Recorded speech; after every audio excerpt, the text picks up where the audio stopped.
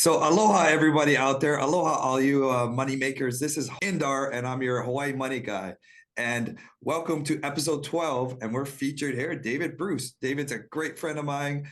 We've known him I met him from a private mastermind, just like-minded individual. And I'm excited to talk story with him and just share with you guys some experience, strength, and hopes with you guys. So let's do this. Let's get started, guys, and let's jump on into it. Just before we get started, I'd love it if you guys could subscribe below, and that way we can reach more people and just help people make their money work for them in any different way we can.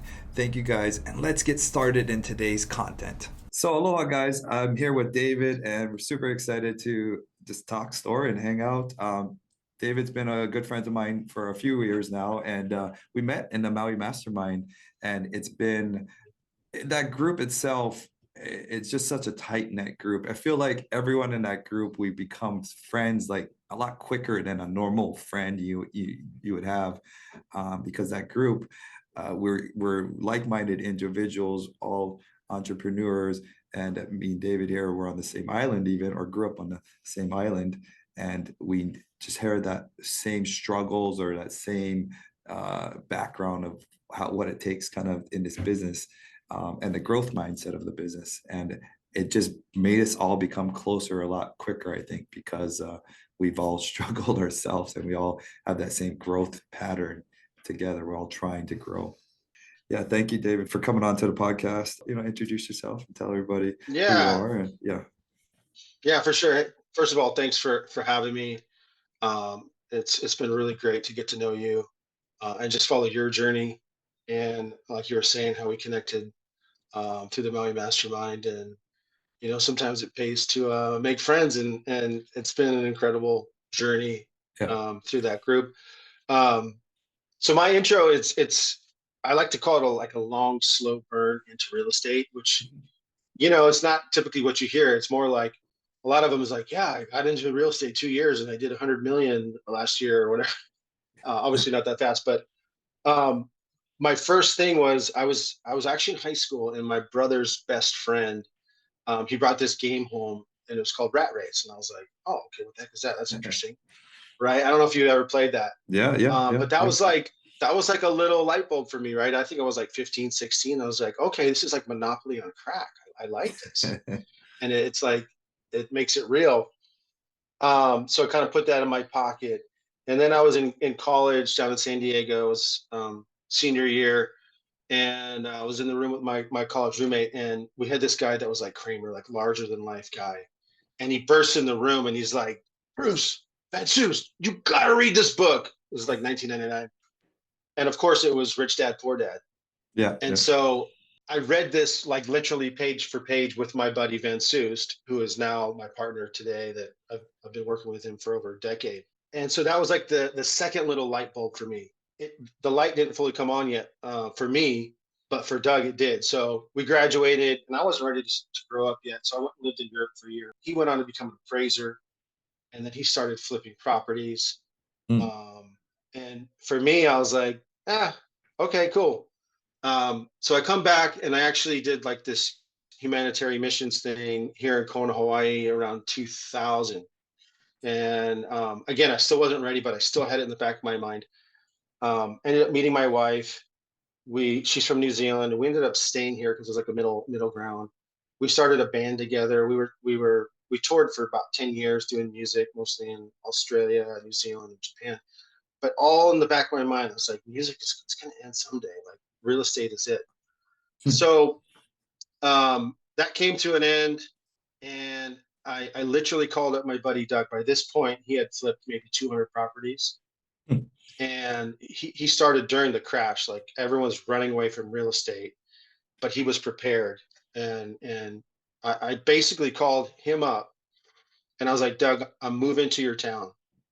I kind of didn't give him a choice, and I hadn't been around him in 10 years. We're still buddies, but he was like, what? I was like, yeah, I see you crushing it. You don't have to pay me anything. I just need to learn your business. And he's like, okay, Bruce, so I moved my family because I had no other option. I just knew that real estate is how I was going to get to financial freedom. And so I started working at a restaurant at night, and then I was shadowing him during the day. And I was doing it for free. But if you make yourself indispensable to somebody, you're going to get hired and you're going to create value. And, that's something that you probably get a lot. Mhm. You get people reaching out to you. It's like, well, hey, what can you, what can you do for me?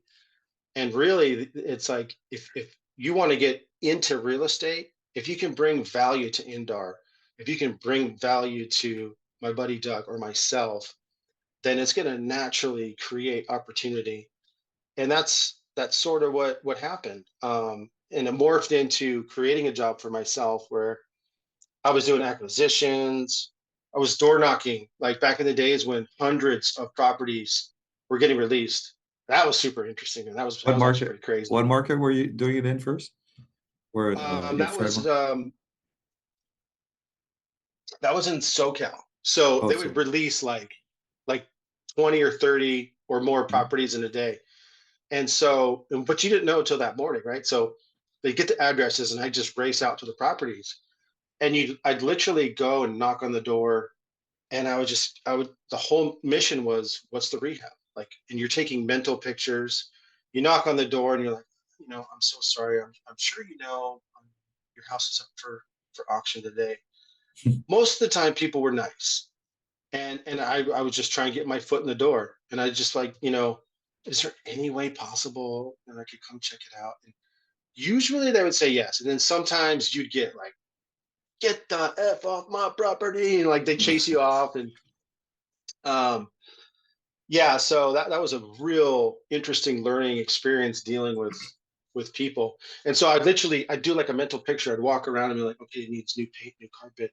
That roof looks really bad. Yeah. And we'd just do like a quick rehab, and I'd call him up, and he's like, okay, I think it needs 60 to 75,000 in rehab. And then he'd do his quick, you know, run on his ARV, and that's how he would get his offers in.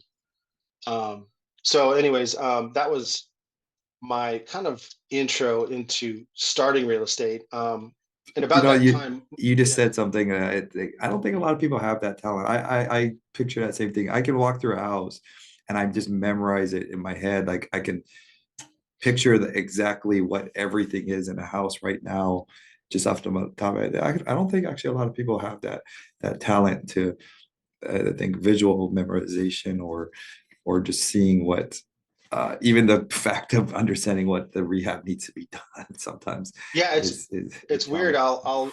I'll close my eyes, and it'll just kind of like repicture it, walk Yeah, through it. yeah, yeah. Um, I did that for about a year, and it was going great. And then my father got sick, and I decided, well, I want to be with him before he rides the lightning to heaven. Wow. Um, and I think all along my plan was to go back to North Carolina anyway because my family's there and that's where he was at. So the way that I stayed connected to Doug, the guy I was shadowing, I just said, hey, you're paying at that time.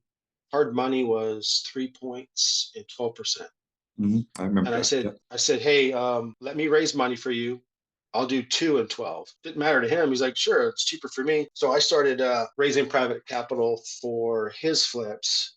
And that was a way I Hmm. could stay connected. And I was, earning 2 points. It wasn't great. And the whole idea was, I'm going to start my empire in North Carolina. The only problem is I never lived in the South. I'm from SoCal. Hmm. Water, surf. I mean, surfing is a part of my life. I try to get in the water at least almost every day. And I just I couldn't get it done in North Carolina. It wasn't our home. Um, and so we lasted like 9 months there. And so I ended up moving back to Hawaii.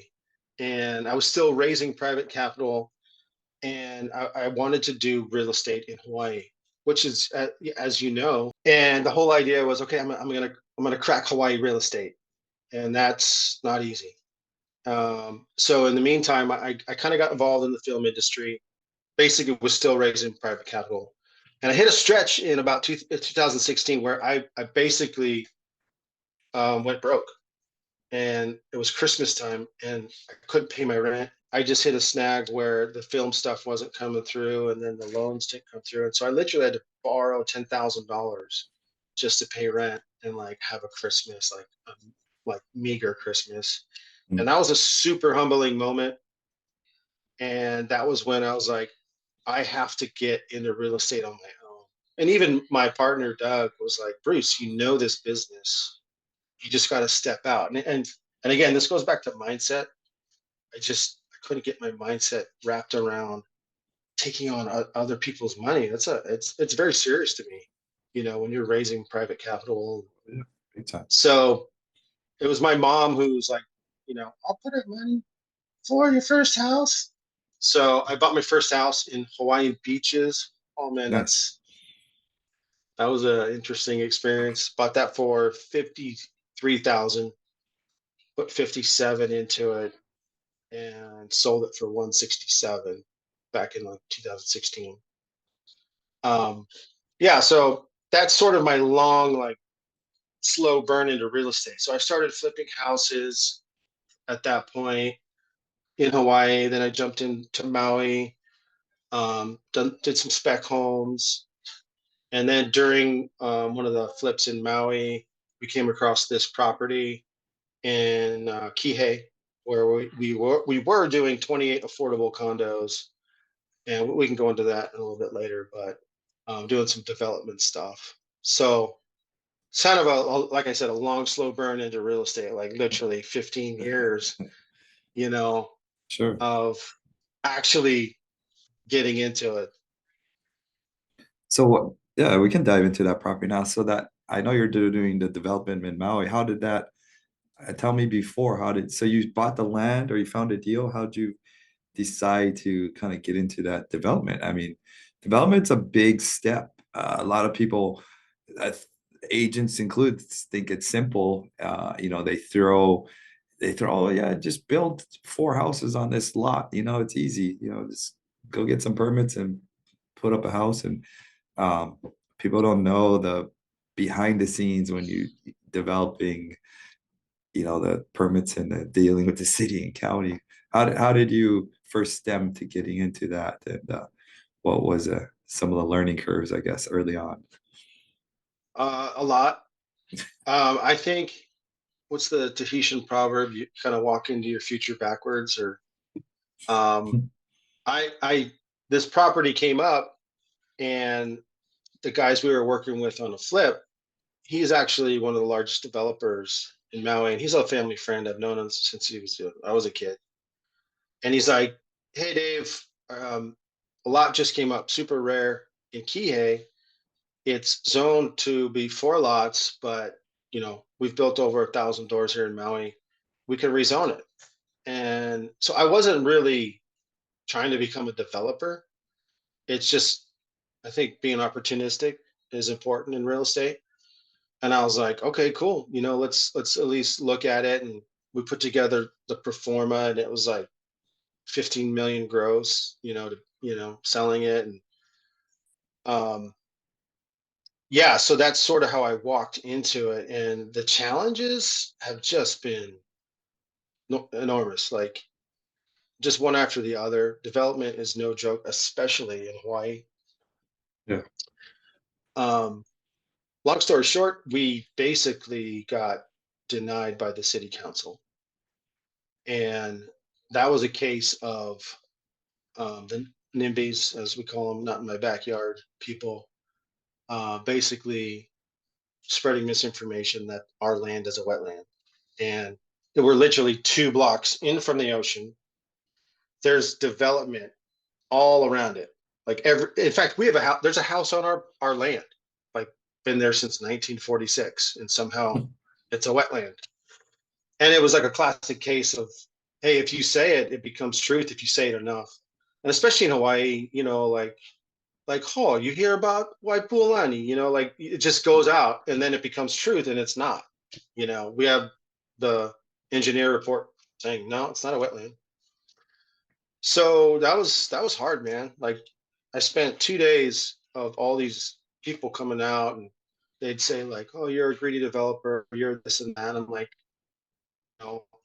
Part of it, it became a heart piece for me because I've seen a lot of friends, I'm sure you have too, get priced out of paradise living here in Hawaii. It's so expensive, right? Yeah. And so it really has become like I want to help, people, live here and sustain here and thrive. And so, we were going to be selling condos 200,000 below market value. And that's a big deal, but we lose a lot of people every month. They just, they lose, they give up hope of ever buying a piece of the land. And that's what I told the city council. I said, I just want to give locals, because you had to be local. Um, it was income restricted, so you had to be a resident. You couldn't be like a mainland buyer. And I just told them, I was like, I just want to help people own a piece of the land that are from here. And they didn't. They just went with sort of the mob, and so that was frustrating. But the beauty of real estate is always having a exit strategy, a secondary Yep. one. So So you guys are they going said to no, and develop it now. You're going to turn it to four houses, right? Is that the next pivot of it all? um, yeah, no. Well, we're going to subdivide it and sell the land, So yeah, and just kind of move on. And um, it's it's not what we had planned, but you know is what it is. And I learned a lot, and I'd like to continue it. I think that there's such a need here, and if you can figure it out, crack the code, there's so much opportunity to help people. It's not for the faint of heart, though. I mean, it took us 2 years to kind of get through this process to figure that out. Um, yeah. So guys, so anyone listening out there, if you want to do a development, get ready. And he's not even saying the amount of other steps it took to just get permits to get even to the city council. There is a lot involved in getting your ducks in a line to be able to do the process of rezoning something. Ultimately, um, it's hard to change. have you gone through that? Have you rezoned I, anything? I've had deals presented to me, and then I did my due diligence to try to get it done. And I was like, no way. You first got to start with the neighborhood. You got to get the neighborhood to allow it. Once you get the neighborhood, then you got to go to city council. And then even after city council, then you got to get approvals from DPP, Department of Permitting. Um, and then that's just to do it. And then all the legal fees, lawyers to draft the documents. It's a full-time gig, full-time job just to do that. And for me, I'm trying to flip, 90. I'm trying to get to 90 houses a year. I didn't have time to be doing that Yeah, because you need yeah, to have somebody full-time doing all the paperwork and the follow-ups, going down in city and county, see if they got the paperwork. Even that, yeah. it's kind of a joke, but it's the truth. Our city is so There, backed up. yeah, there are so many stories of that, like two steps forward, four steps back, or whatever. And Mhm. that being said, if you can get through it and you can wait it out, the Yeah. upside is enormous. Like our performer was pretty amazing. Yeah, yeah, Um, of course. Oh, yeah, of course, if you can develop it. But there's a lot of guys I actually know who will even just get the development issued and done, and then they'll sell off their project. Or some guys I know just subdivide. There's a guy that just yeah, subdivides lands, um, he has a lawyer subdivides the land and sells off the parcels. You know, just that alone is full time. You can make some yeah. good We money. had another developer approach us because they wanted to buy it. Um, it was the Grand Wailea. They wanted to buy it for their housing credits, um, and use it for their. And had it gone through, we probably would have just sold it to them. And in fact, it's interesting. Just yesterday, we were talking about the election results, and they're like, "Okay, I know you guys lost the vote, but the city council flipped, and it's now 5-4 in your favor." He's like, "You guys want to reapply?" So we're kind of wading through that. I don't know if we will, because it just feels like you're at the mercy of like what they had for breakfast or who's going to say what. I don't think we will. I don't know. We'll How much see. did it But cost to apply? How much money does it take to apply paperwork? um, our all in was 700,000. The entitlement process, engineering, all the meetings, the lawyers, the rezoning, carrying costs. So we bought the land for 1 million. We were all in for 1.7. Um, yeah. So it went from 32K per door. Now we're up to like two, I think it's 210. So it's still pretty good. Um, but it's not where we were hoping to be. So Yeah. There's a saying they say about developers, they go broke every 10 years because they're always chasing the dream, chasing these big payouts. Because the payouts unreal. The payouts are crazy. And yeah. uh, And there's the other. I kind of went with, okay, I know these guys, they've built 1,000 doors. And Yeah. I guess that would be sort of the cautionary tale of just because somebody's done it so many times, they were just kind of, I think, resting on, what's been done, but things change all the time, Mm. particularly in political situations, which this is what it was. Um, you know, I don't know. We'll see. Maybe we'll revisit. Maybe we won't. It might work out. Still good. Never know. Yeah. But the development scared. And then the other thing, I've even looked at some like 4 or 5 house stuff, or just building 4 or 5 homes. And even that, I don't want to deal with because for me to build 4 houses, I don't get paid until the last house. Normally, your first house, you're just paying back investors, and second house, you're paying back Yeah. loans. Yeah, most of the time, all your money is tied in the back end of a deal. And I'm waiting for the fifth house to sell before I get paid. Um, Yeah. I mean, you can That's, structure yeah, that's differently. kind of how it was. Yeah. Yeah. Have you gotten into CPRing in Oahu or anywhere else?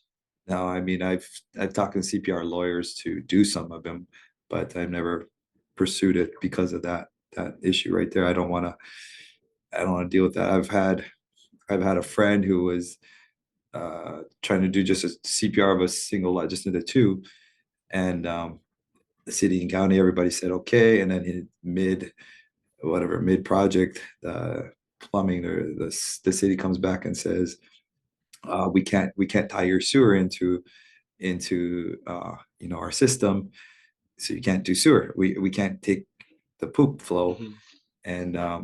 and he couldn't fit a septic on. It's on a hill, so he couldn't get a septic. It just turned into a huge nightmare. When you're trying to, even just doing a simple ground up or CPR, those kind of Yeah. stuff. There's so much nuances that you got to be ready for. It's a lot easier to Yeah. me to take a house that's already existing and paint it and put it back on the market. There's Yeah. little less risk in that sense. But yeah, I Yeah. mean, So I did a lot of due diligence on this property we had in Kula. It was 3 acres, and we started the CPR process.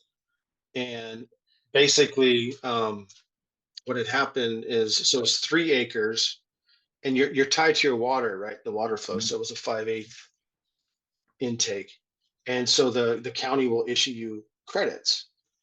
And so I did the math. Okay, this is the water credits on the existing house. If we build a secondary house and we split it, there weren't enough credits.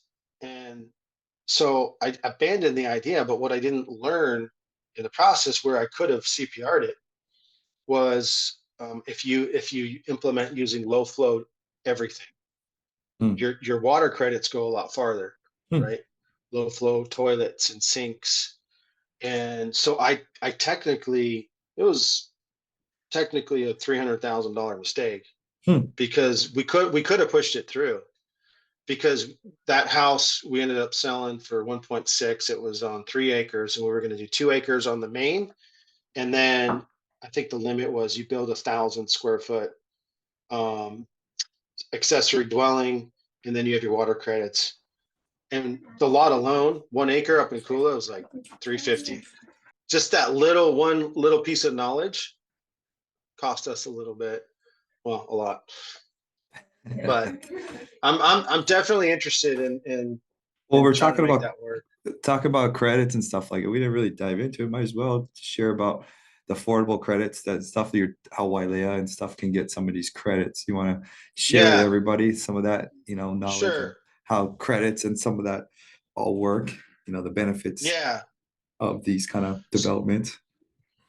Yeah, so we started the development, and basically we didn't have anybody with our credit. So the way it works is if you're going to build a development anywhere in Hawaii, you have to do a certain percentage of affordable housing. And so Mhm. what a lot of times builders or developers will do is they'll do their thing in Wailea or wherever. It's got to be somewhat in proximity. And in order to do that, you have to offset and help another developer either do it yourself or you buy those credits. And so we brought in Leadcore, who has a couple of projects going there, and basically they were became our um, slash lender, and they also we had an LOI for $1 million for the credits. And so the plan So was they had they credits. They had credits to give to you, basically allow you to do it.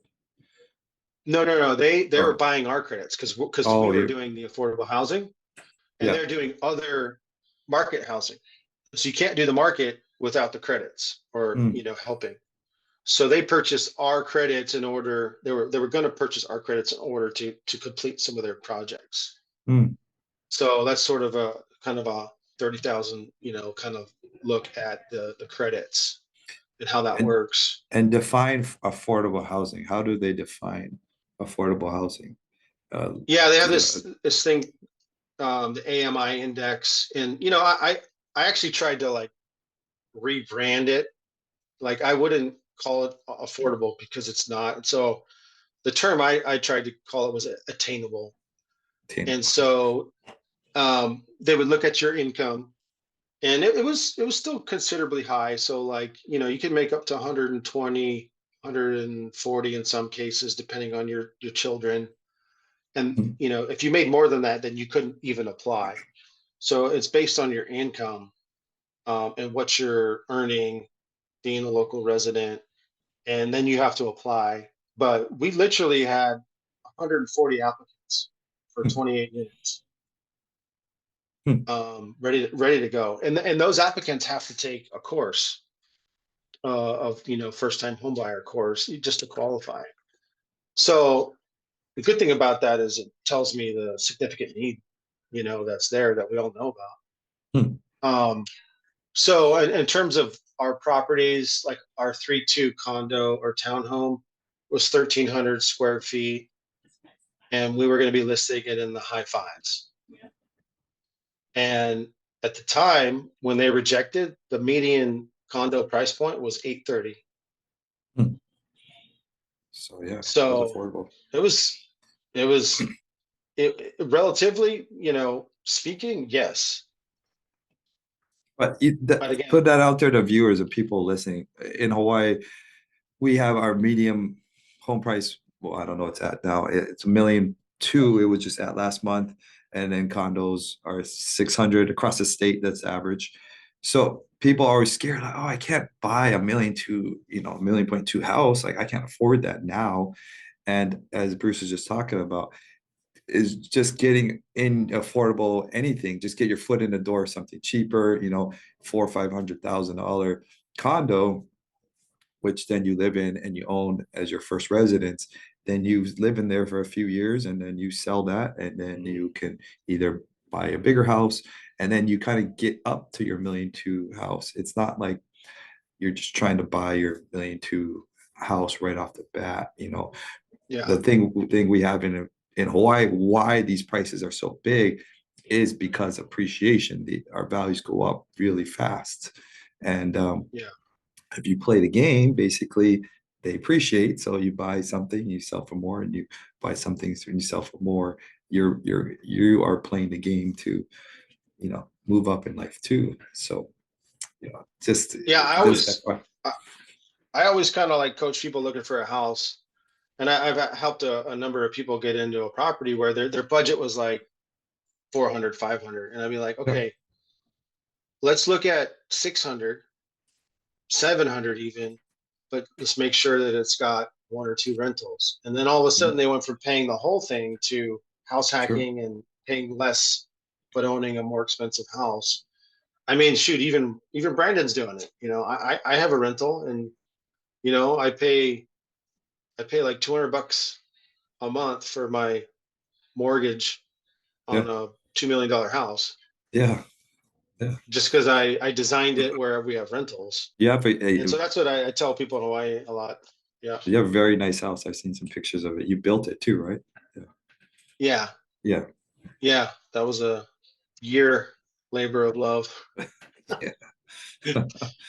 I really like to touch on that affordable housing. That's, it's good to, I think a lot of people are curious about that and how that works. And, getting the tax credits is obviously next level stuff for these bigger players in the business who need the tax credits so they can build and so forth. Yeah.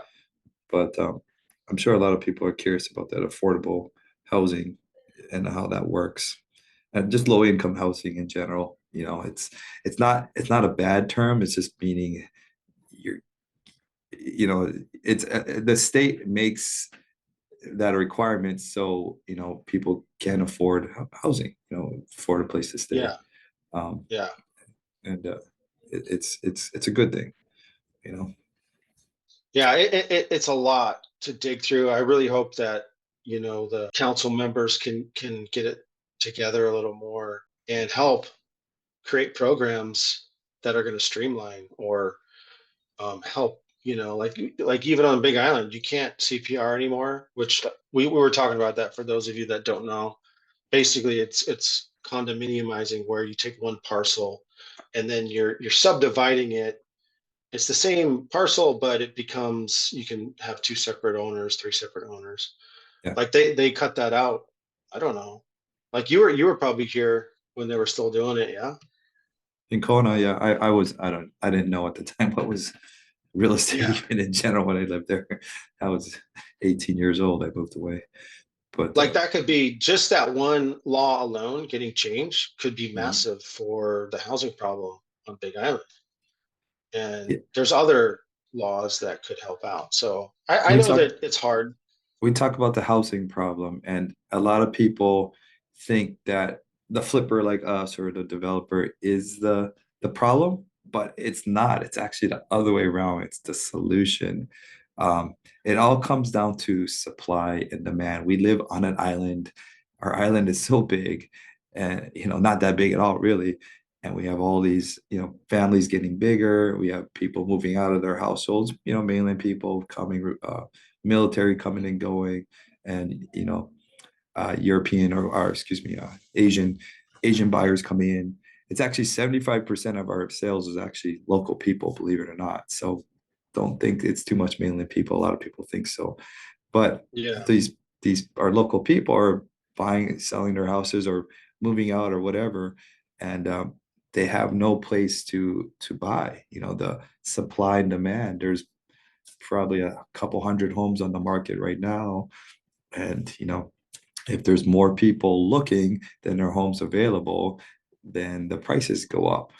And the only Yeah. solution for that is to provide more housing, to provide, developments, to provide new homes for people to live in, revamped homes that are been abandoned, not, just sitting, just for people to have places to stay. I hate to break it to you guys, but our society is not going to get any smaller. Our community is not going to get tiny, tiny. Our Hawaii is going to keep growing, and that's just Hmm. how it is.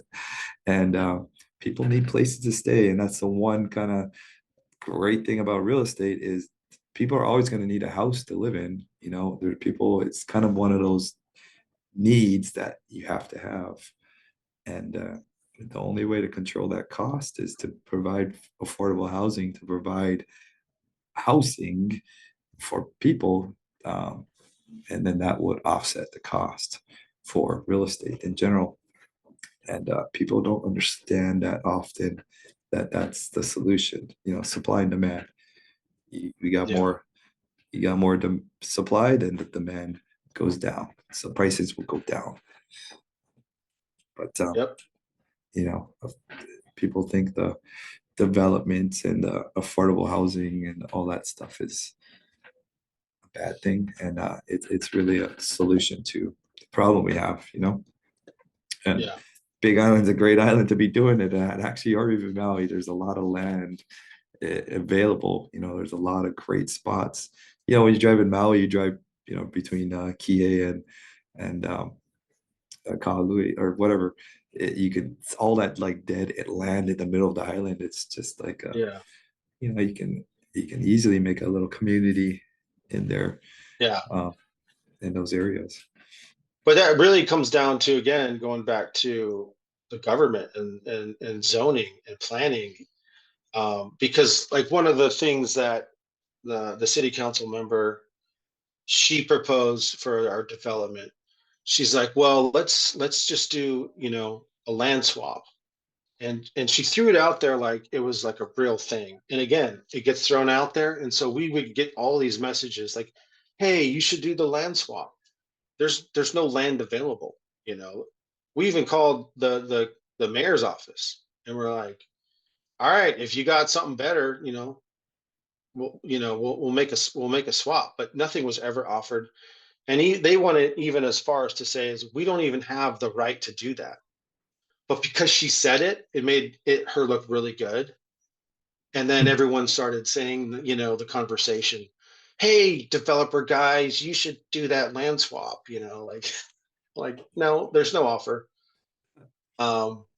So again, just going back to government has all never been great at running a business. They because in their mind is I just have to spend. They get this money and it's like my job is to spend it, not really care how it's spent.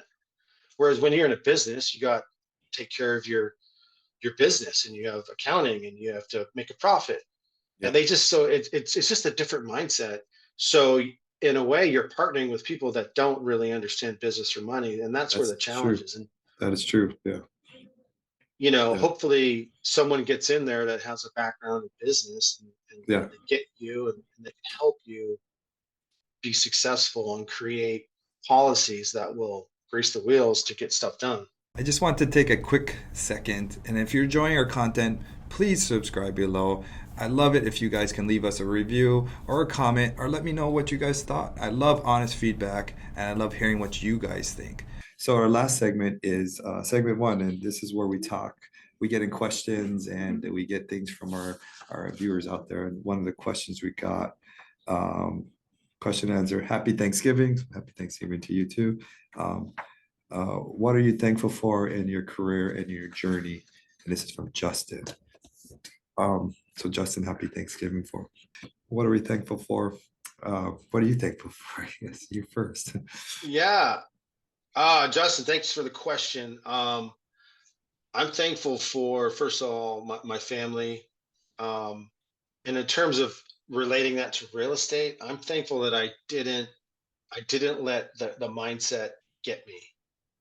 Like you guys heard my journey, it was really long. Like I could have been super wealthy if I had got like back in the day. And I'm on my journey, but I'm grateful that I stayed with it because it could have been my biggest mistake is to never do it. And I think Yeah, that's where a lot of people get held up is that fear just of getting that first deal done. that's a good one. The fear of diving on in. Um, we're all thankful for so much. I guess I'm thankful for first things my family's popped my head, of course.